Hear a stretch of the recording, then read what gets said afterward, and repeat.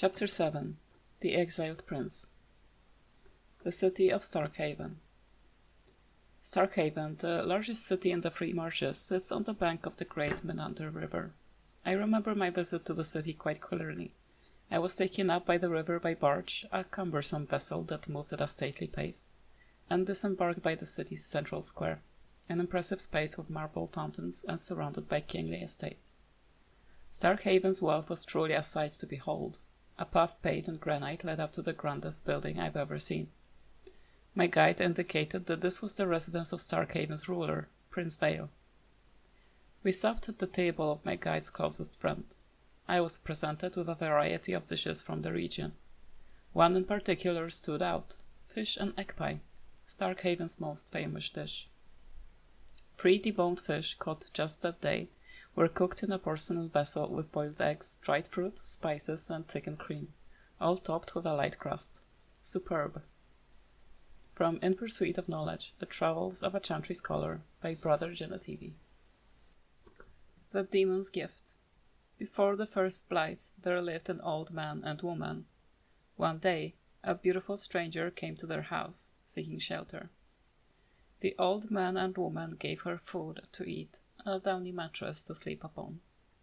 In return, she offered them a golden mirror that would grant 3 wishes.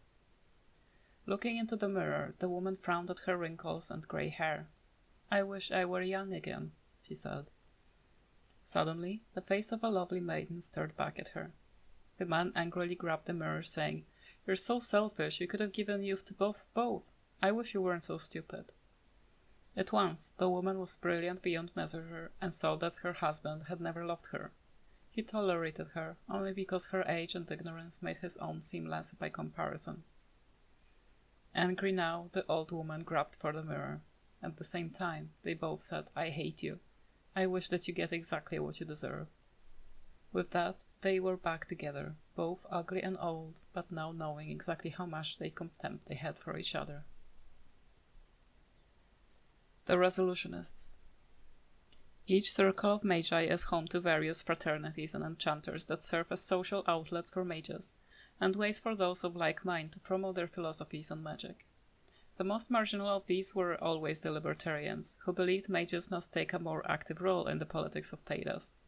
While publicly only advocating greater power for the circles, many libertarians secretly wished to split completely from the chantry, as mages did in the winter.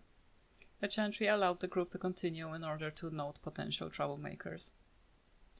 The Resolutionists changed all that. Splitting from the main libertarians' fraternity, the Resolutionists are open apostates who support freedom for mages at all cost. They engage in acts of terror and sabotage against the chantry throughout Thedas, and many are connected to Kirkwall's mage underground. They have declared that unless mages are freed to root themselves, they will show every person in Thedas how little protection the Circle of Magi actually offers. The Vale family. Before the Vales came to power, Starkhaven was ruled in quick succession by a number of petty warlords. Some were genuine bannern, but others were little more than bandits. Tired of the constant petty raiding and warfare between Starkhaven and neighboring cities, the original Lord Vale organized a peaceful protest against King Iron Fist, the Lowborn, self-declared King of Starkhaven. Hundreds of Starkhaven's most prominent citizens fasted for 10 days and nights on the steps of the chantry, their numbers increasing every day. When his soldiers began deserting in droves of this example of piety, Iron Fist surrendered his soul to the Templars and left Starkhaven forever. In gratitude, the people of Starkhaven demanded that Lord Vale be king. He refused, however, saying he had no right for the title. He was instead proclaimed Prince of Starkhaven, and his family has ruled there ever since. They remain devout, dedicating at least one son or daughter per generation to become a cleric in the chantry. Divine Justinia V. Formerly the revered Mother Dorothea of Orlais, Divine Justinia V rose to power after the death of Divine Beatrix III in the year 934 of the Dragon Age. Little is known of Dorothea's background before she joined the chantry as an initiate. Within the Grand Cathedral, rivals suggest that her reticence in discussing her past means she's hiding something. Few of her flock, however, can imagine her as anyone other than a gentle mother of obvious faith. When Beatrix III was felled by a massive stroke, she survived just long enough to put forth Dorothea's name as a candidate for her replacement. Grand clerics from throughout the Thedas flocked to Orlais for the Grand Consensus, a private meeting between the heads of all chantries to select the next divine. Though ritual demanded the decision be unanimous, servants attending the consensus whispered of heated debate over Dorothea's suitability. Her worldly background and demonstrated forgiveness for sinners were held against her. Ultimately, however, the will of Beatrix III prevailed, and Dorothea began her reign as Justinia V. Empress Celine I of Orlais.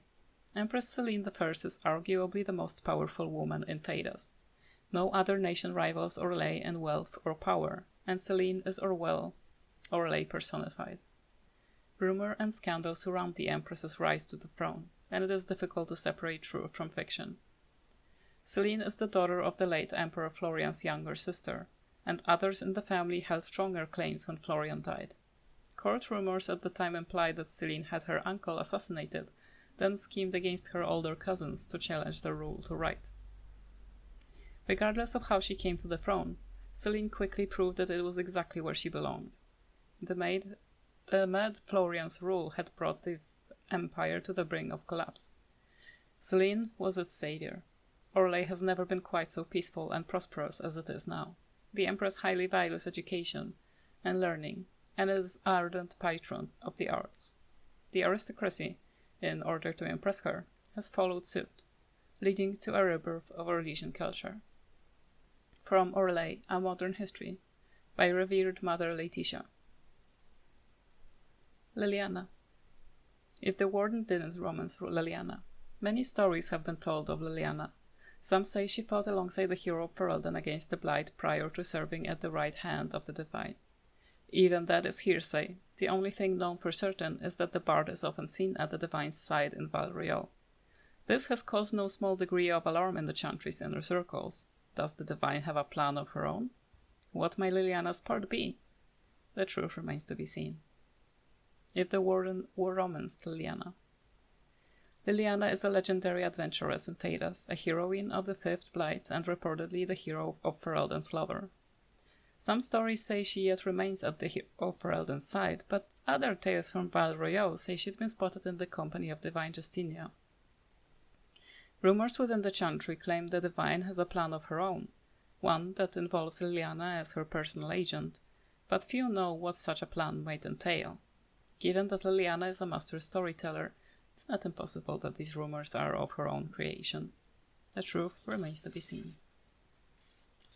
If Liliana was killed by the warden after the defiling of the sacred ashes of Andraste. There are many tales of Liliana, Orlesian adventuress and bard, the most recent being that she fought against the Fifth Blight. Some even say she died at the hands of the hero Ferelden. How she could be alive, and reportedly acting as an agent of the divine, is unknown. Perhaps the story of her death is exaggerated. Or perhaps the supposed place of her demise, the altar of the fabled urn of sacred ashes, is also the place of her rebirth. The truth remains to be seen. If Liliana wasn't recruited before the destruction of Lothering or left the warden due to disapproval. Many stories are told of Liliana. Some say she fled the Blight and Ferelden only to serve as the right hand of divine Justinia. The only fact known for certain is that the Orlesian bard is often seen at the divine's side in Val Royeaux. This has caused no small degree of alarm in the chantry's inner circles. Does the divine have a plan of her own? What might Liliana's part be? The truth remains to be seen. Sebastian Vale. In the face of danger, sometimes the bravest thing is to stand back and trust that the Maker will see justice done. Sebastian Vale is the only surviving son of the ruling family of Starkhaven, which was murdered in a violent coup d'etat. Sebastian cannot forget the irony that he still lives only because his family was so ashamed of his drinking and womanizing that they committed him to the Kirkall chantry against his will. After initially rejecting a priest's lifestyle, Sebastian was more surprised than anyone when he realized that this show of faith has turned real. Since then, his belief in the Maker and his plan for Thedas had been unshakable. Embracing his new role, Sebastian took vows of poverty and chastity to become a sworn brother of the chantry. until word of his family's deaths forced him to take upon worldly concerns once again. Grand Cleric Althina, Sebastian's mentor and friend, hopes to convince him to walk away from the struggle for Starkhaven and return to the good works of the Chantry. Sebastian, after the Deep Roads. Sebastian has spent the past 3 years advancing his campaign to retake Starkhaven. He has been traveling extensively between Kirkwall and other Free Marches cities, attempting to recruit sufficient allies to build an army.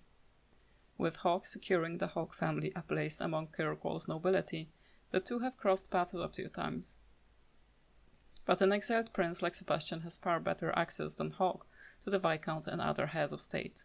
So far, though, few families have agreed to support Sebastian with actual troops, leaving him in the difficult position of trying to retake his city with no army. Sebastian, the last 3 years. After his confrontation with the desire demon Allure, Sebastian had a crisis of faith over breaking his priestly vows to pursue worldly power in Starkhaven. He questioned his own motives, worrying that he wanted to retake Haven for his own personal power, not because it was the right thing to do. Trusting Starkhaven's fate to the Maker, he returned to the Chantry, but was turned away by Grand Cleric Althina, who believed he had not yet committed fully to either course. Though he has not renewed his vows or returned to his duties as a brother, Sebastian proved a faithful servant to the Grand Cleric over the past 3 years. As Kirkwall grows ever more turbulent, the Grand Cleric relies on Sebastian to be her eyes and ears in the often dangerous secular world. Whether he will again devote himself to the Chantry or return to Starkhaven is still anyone's guess, though Sebastian was heard saying he will not leave Kirkwall as long as both the Champion and the Grand Cleric need him. Duty. To whomever elects to participate in the charitable deed of assisting the Vale family of Starkhaven.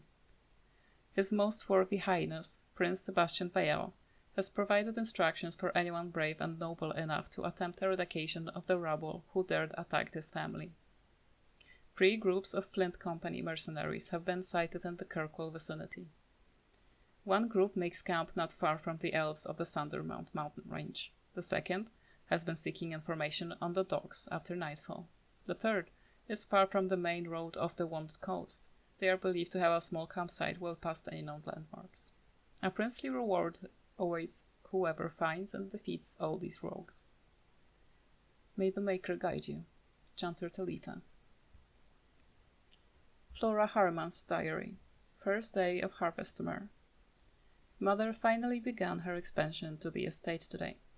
She brought in 24 men from the Imperium who I'm sure were slaves, and they've been excavating the hillside behind the house. The dirt is awful, and the noise! Must they shatter every rock in Kirkwall? It's been quiet since lunch, though, and Mother is behaving very strangely. She's now talking about stopping the expansion, just like that, with no explanation. She never tells me anything. 10th day of Harvestmere. Father is behaving oddly. Today he pinched my buttocks, just reached around the table, and I can't imagine what would make him do such a thing. And to the servant girls as well. Some of the things he says would truly make a sailor blush. I told the maids to lock up the wine, but it hasn't made any difference so far. I'm going to the Chantry tonight to pray for him. 11th day of Harvestmere. What can be happening? First father, now Brett. I can't talk to either of them anymore. I don't know what they're drinking, but they are lost in their own little worlds. And Mother doesn't care. Should she even be here, all she talks about is Starkhaven and marrying me off to the Idian Goron Vale. What madness has come over this place?